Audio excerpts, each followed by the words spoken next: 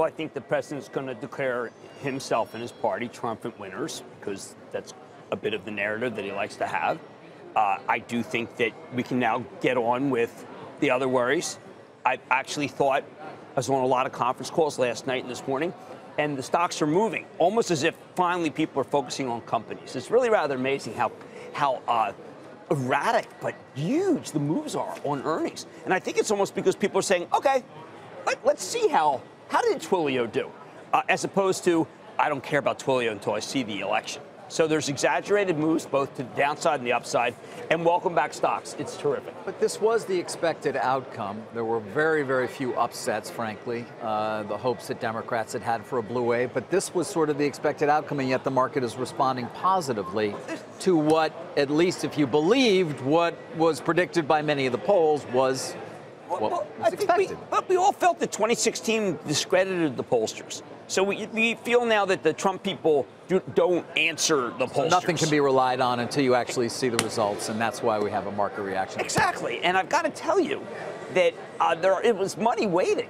Now, I mean, obviously, then money waits for the Fed. Then money waits for the G20.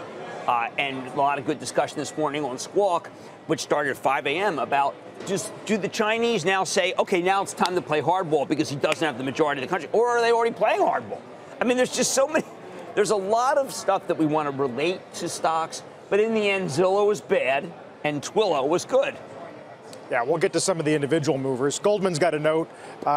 No major changes on taxes. Infrastructure seems unlikely. Trade policy should not be directly affected. What changes? Why don't they put out? Why don't they put out a research saying nothing? We have nothing to say, right? Right, there it is. That's just, you know what that is? That reminds me of Seinfeld, the TV show, right? It's about nothing. It's a piece of research about nothing. Yeah, it may be.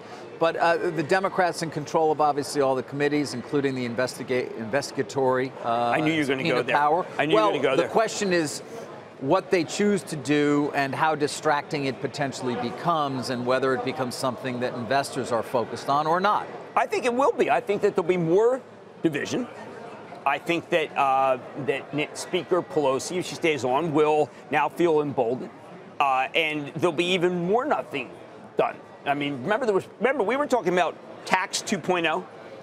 Remember Larry Kudlow was talking about that's stillborn. The only taxes we may see are his tax returns. There'll be the hunt's on for that. Although Pelosi said impeachment really not on the table. And then the president's tweet this morning warning Democrats who are interested in investigations that, quote, two can play that game. Two can play that game. Yeah. Well, you know, it's nothing like a good street fight, Queen street fight. Seen a few in my day. Yeah, I've got to tell you that when you watch these returns, all you can think of is, well, now there really will be nothing that gets done, and that's great because that allows us to focus on the fact that Match didn't do that well, and neither did DXC or Wendy's.